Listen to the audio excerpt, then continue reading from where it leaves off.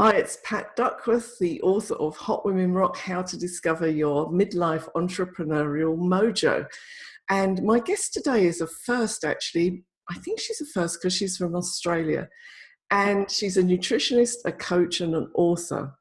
And a few years ago, she was experiencing a number of life challenges and she became an obese 40-year-old. Those are her words. She lost 25 kilograms without the whole going on a diet. And she transformed herself and her life. She beat depression and, wait for this, she became a bodybuilder. And she went on to become a 16 times world figure champion at the age of 48. That's a big wow, beat that. So I'm introducing today Sarah Taylor. Sarah, hi. Hi, Pat, and thank you very much for having me on your program. I'm delighted to be here. It's, as I say, you're a first. Now, you're not originally from Australia. You're from the UK, aren't you? Yes, actually, I am from Winchester originally.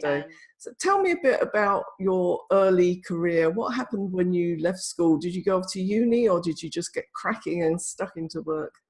I definitely didn't start the entrepreneurial journey until much later in life, and we will get into that. But yes, I mean, I guess like a lot of people, you're growing up and you get told you go to university, you get a good job, and that's what you do, and you don't question it. And so that's exactly what I did do. I did a geography degree at Coventry University, and then I went on to do a master's in IT at Leicester University.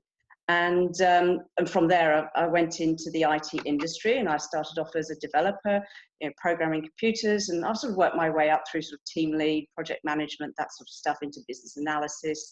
And I guess even in the last sort of couple of years, I've still been in the IT world, as in I've been contracting for most of my life, really, rather than having permanent jobs. And the methodology that I'm most familiar with is one called Agile. And the position that I currently sort of run, if you like, in that space is called a Scrum Master. It's equivalent to a project manager, but it's much more free form and much more free flowing. And I'm also starting to get into more of the coaching in this particular methodology as well.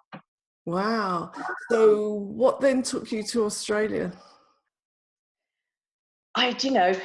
Anytime people ask me that, I still, to this day, I do not know. I woke up literally bolt upright about 3 o'clock in the morning, one dark, grey, dingy, typical November day. And I just went, that's it. I have to go to Australia. And I have no idea why, because I didn't know anybody in Australia, didn't have any relatives there.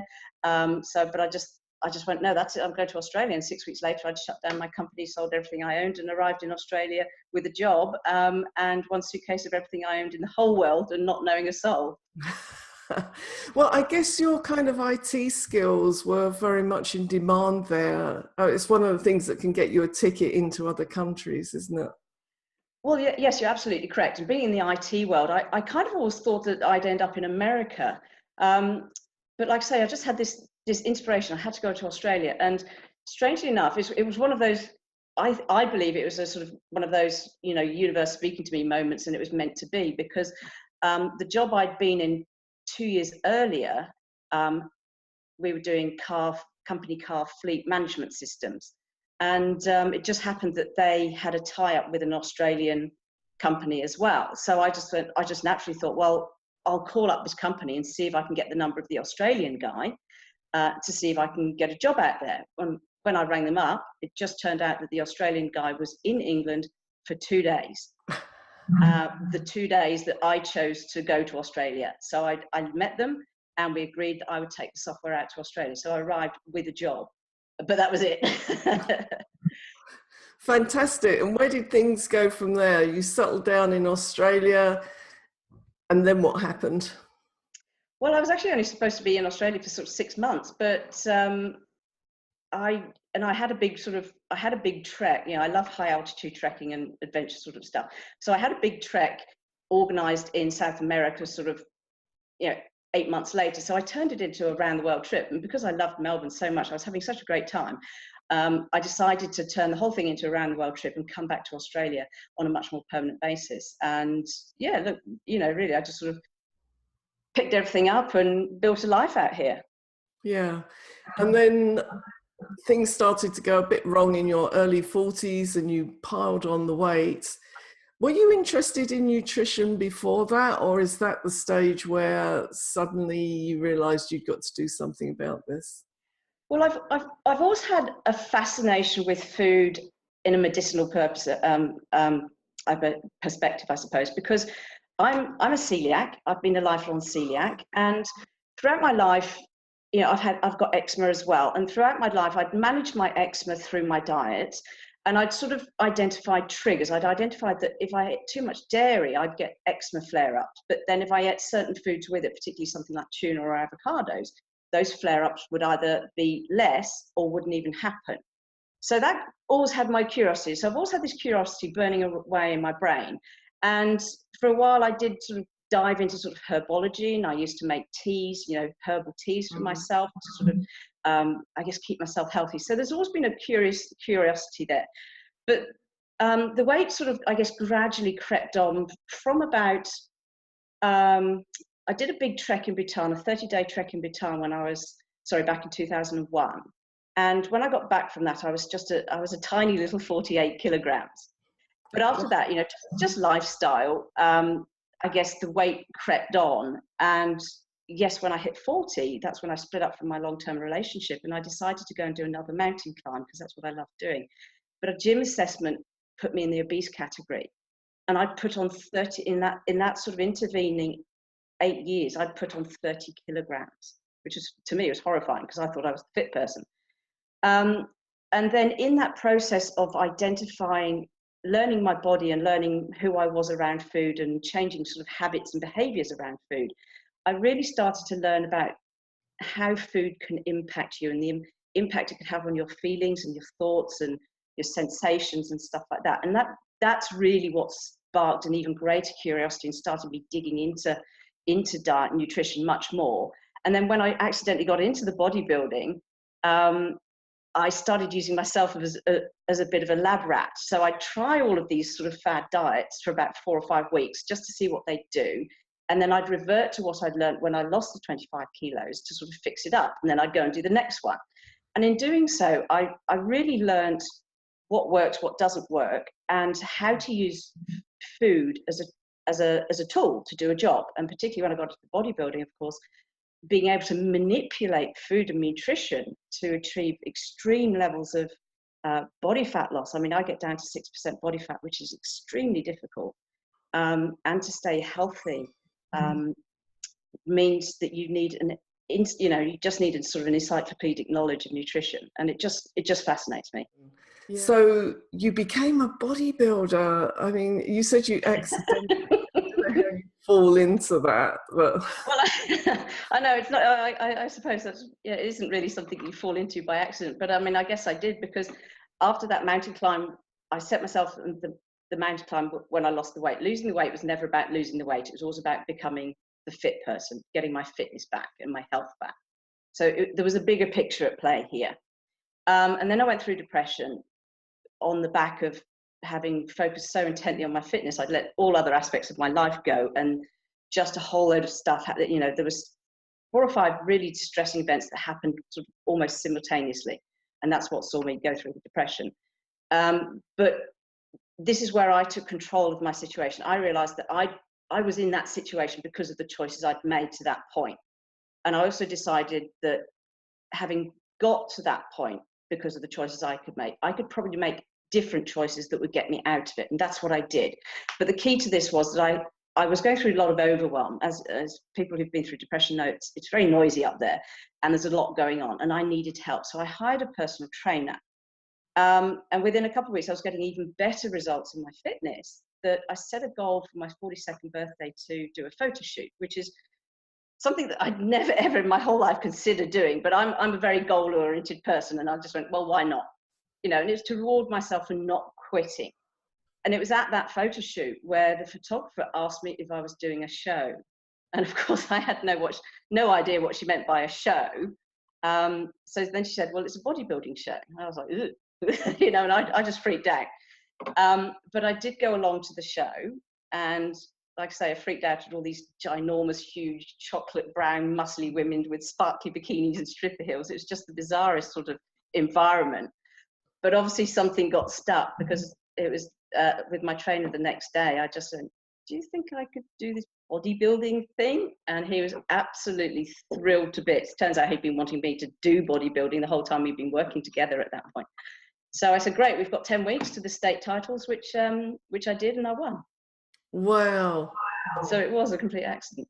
And you've gone on to teach other women how to do posing, haven't you? Yes, I prepare competitors for stage with this very specialized form of fat loss. And yes, of course, I do teach them how to do the posing, because you have to do specific poses on stage to present your body in the way that the judges want to see it. So yes, I do teach that as well. Do you think that helps them with their confidence generally? Is that partly Absolutely. what it's about? Yeah, look, a lot of people get on stage. There's a multitude of reasons that people get on stage. For me, it was just this crazy way out there sort of idea, and I went, why the hell not? Let's give it a go.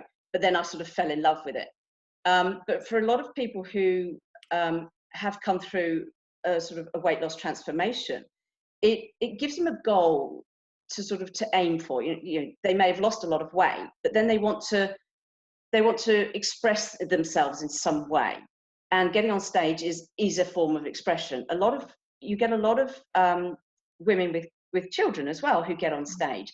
And in fact, in the last couple of years, the key areas of growth of the sport have been in the older women, particularly 35 plus, and particularly women with children, because they want to be a role model for their kids. You know, they want to go, hey, look, mummy did this amazing thing. You can too. So in some ways, it's very empowering for women. Yeah, absolutely.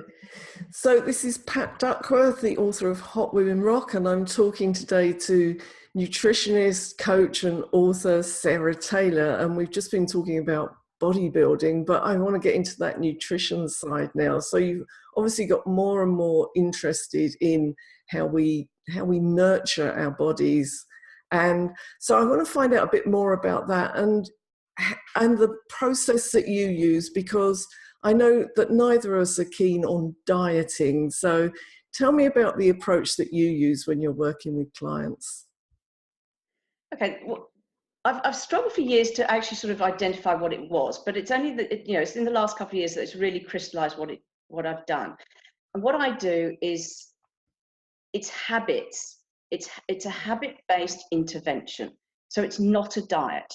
Like I say, I've tried all of these sort of, cut this food out 7 weeks to 7 kilos diet, and they don't work because they're not sustainable. A, because you're primarily cutting stuff out and it relies on deprivation. And human psychology being what it is, as soon as you try and, your little 5-year-old in the brain in the back there, as soon as you tell it something you can't have something, of course it wants it. And ultimately, because 45% of our behaviors are unconscious, ultimately, this is why diets fail, because your unconscious behaviors will, take over eventually. And when I lost the weight, like I say, I don't consider I went on a diet, because the first thing I did was I started paying attention to the foods I was eating and the physical sensations that it was giving me. So for example, if I ate too much dairy, I'd notice that I'd get bloated or heavy or a bit gassy or something like that. If I ate too much pasta or too much rice, for instance, I might feel sleepy or tired. So I was like, oh, okay, this is interesting. This is a thing. So then I started moving away from those sort of foods that gave me those sort of sensations. Then I might notice that if I ate some tuna with vegetables, oh, I feel light and energetic. Well, that's nice. I like that feeling. I'll keep doing that. So I gradually steered myself towards energetic foods for me and away from sleepy foods for me. And also I pay attention to my moods as well, because foods can give you moods. Then another thing I started paying attention to was hunger. A lot of people don't understand when they're actually hungry. Yeah. Oftentimes when we think we're hungry, we're actually dehydrated. And a very, very simple fix for that is, of course, if you are hungry or you feel that you're hungry, is to have a drink of water or a cup of herbal tea, just like you're doing right there, because that will instantly boost your hydration levels, and it'll start to prevent these false hunger signals. So that was one thing I did. And then another thing I do is I start giving things a rating system. So it's like, okay, I'm hungry. Out of 10, if I said one was, let me say no. So one was like, oh my God, I cannot eat another thing. I will explode if I look at food. And 10 being, I'm going to eat the table right now. I'd give myself a rating. So if it was about 5 or 6, I'd go, no, not really. And I'd have something to drink. Once it got up to about 7 or 8, I'd go, yeah, look, I'm probably genuinely hungry here. I'll eat something. And then I'd eat. And another thing I did, and here's another very critical tip that people can take away right now, slow down. Okay, slow down. We've all heard about this 20-minute thing. It is real. Okay, and there are studies to prove this. So I slowed down, and then again, I check in with myself. Am I hungry? What is it on the scale? It's about 4 or 5. Yeah, look, I'm still hungry. I'll still eat.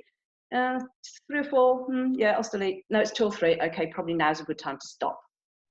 Okay, because your body just takes that bit longer to catch up. So if I'd kept eating till I was a 1, by the time the body's caught up, then I probably just would have exploded. You know.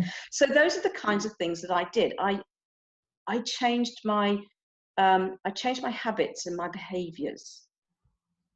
Yeah, this is just, it's so important, and it's a lot of what I help my clients with, because, you know, when people say, oh, if you want to lose weight, you need to eat less and exercise more, that is just so simplistic, because so much of it is what's going on in our heads, that we have to do the head work. Otherwise, we can't do the eating less and exercising more, because our head just goes, no, I'm not interested in that. You know, you have to... Yeah, you just have to train your head to do it. And as you say, recognizing the signals and slowing down so that you can. I love it, Sarah. This is what I'm telling my clients as well. And look, you know, it's because I never went on a diet and I never cut foods out. I mean, this is the thing. I didn't even stop going out for drinks with the girls on a Friday night.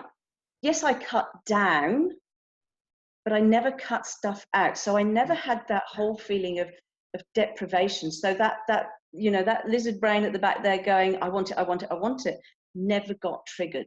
Yeah. It never got triggered. And it just So takes important. away all of the stress. You know, there's no weighing, there's no measuring, there's no tracking, there's no counting calories, none of that. I think you and I had this conversation the other day that the word diet can just trigger bad behavior. You just hear the word and your lizard brain goes, well, I'm not doing that. Let's go and have a bowl of chocolate. Yeah, that's right. It freaks out completely because it's such an emotive, such an emotive word. Whereas if you talk about somebody's habits, you're going, well, what does that mean? You know, it doesn't trigger anything. Yeah, absolutely.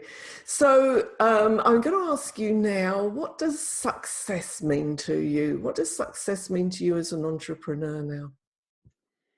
Well, success means having the freedom to work with the clients that I really want to work with, and from anywhere in the world. I mean, most of what I do is online, so I do have that ability to work anywhere in the world.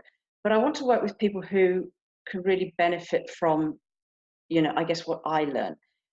You know, I've just started today working with a morbidly obese client, and she's got a number of health issues, which is going to be phenomenally challenging. But she's exactly the sort of person who can benefit from my help. Now, that's not to say that I don't, you know, work with people who want to lose weight. Yes, I do all the time. And then, of course, my specialist niche is the people who want to get on stage, because that's a whole other world of specialization. But I primarily want to work with people who've, I guess they've tried these diets and they've failed so many times, and they probably feel that it's all a bit hopeless. And, you know, both of us, we know that it's not hopeless, and there is another way, and it can be done, and it can be done without, you know, the deprivation, the cutting stuff out, and it doesn't have to be difficult. You know, these are the sort of people that I love working with, to show them that there is a way of doing it and it can be done. I mean, my motto is it's never too late. Okay, definitely. I did it when I was 40, so anyone else can. And I'm just a normal person, so if I can do it, anyone can. Yes, that's the message we want out there. And so any tips for new entrepreneurs? What would you say to somebody who's just thinking of starting out? You've got to follow your passion, because it's hard work. You know, getting a business up and running. I mean, as you're very well aware yourself, it's hard work, and you've got to have to absolutely love what you do. I love dealing with nutrition. I love nutrition researching. I'm always reading, learning new stuff, studying, whatever. It's something that I will always do. Now, if I can get paid for it as well, that's the bonus. So that would be the biggest tip: is make sure it's something that you're passionate about. And a way to find out that, I mean, there's all sorts of tests and things out there. There's Janet Atwood's passion test that's something that I really enjoy. But just have a think about what you do in your life. Is there something that you just find incredibly easy? There's probably, I mean, your passion and your business will probably come from something that you don't even know you can do, because it's just so innate within you that you just do it. And people go, oh, how did you do that? Can you tell me how to do that? If you've got something like that, that is where your business potentially could be. Yeah. Because if you've got something that's so ingrained in you that it's almost just leaking out of you, then that's going to be your business, because it's coming from within. You'll be able to deal with the hard knocks and the rejections and the long hours and all the rest of it that is inherent with being an entrepreneur. Yeah, that's what we all do. Sarah, it's just been such a pleasure to talk to you. And other people, anybody watching, our viewers, if they want to contact you or find out more about what you do, how can they do that? Okay, probably the best way to contact me is through LinkedIn, and I'm Sarah Taylor, Diet and Nutrition Coach on LinkedIn, or also on my Facebook page, Sarah Taylor, The Champion Lifestyle. Those are probably the best ways of dropping me a line and saying hi and finding out what I do, which is help people transform to their ideal weight at any time of life. Excellent. Thank you again. It's been such a pleasure to talk to you. Well, thank you. Thank you for having me. I hope I'm going to see you in the UK again soon. Oh, you can bet on it. Or maybe I should come to Melbourne. What do you think? Oh, come on down. The more the merrier. It's summer here, by the way, now. So to all our viewers, thank you for watching, and keep on watching out for more of these interviews with amazing entrepreneurs. We'll see you next time.